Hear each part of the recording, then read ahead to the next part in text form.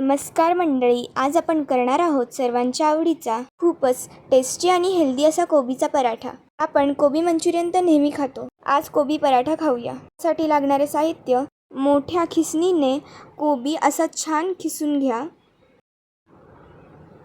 त्यात मीठ टाकून मिक्स करून 10-15 मिनिटे बाजूला ठेवा. यामुळे कोबीला पाणी सुटेल.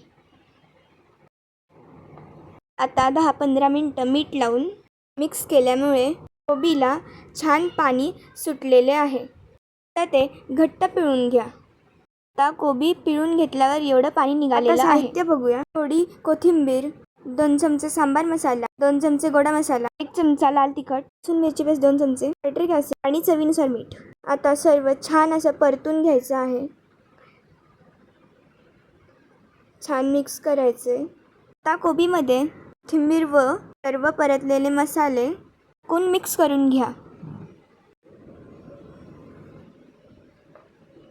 आता सारण छान मिक्स करून झालेले आहे. आता पुरी एवढा कणकेचा गोळा लाटून घ्या.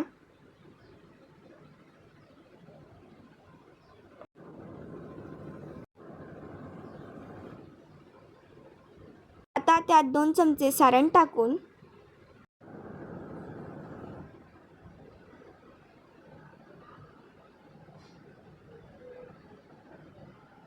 पुरणाच्या पोळीप्रमाणे फोल्ड करून घ्या.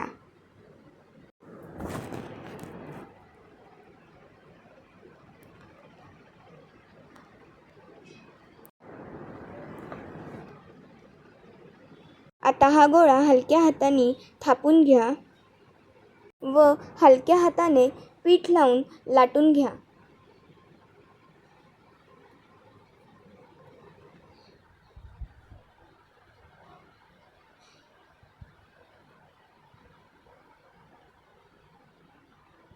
लाटताना हलक्या हाताने लाटा, कारण सारण बाहेर निघू शकतं.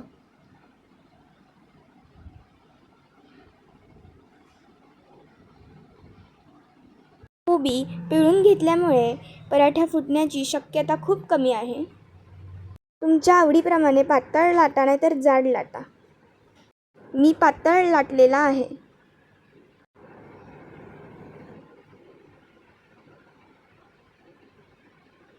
आता पराठा छान भाजून घ्या. तुमच्या आवडीप्रमाणे तेल किंवा तूप लावा.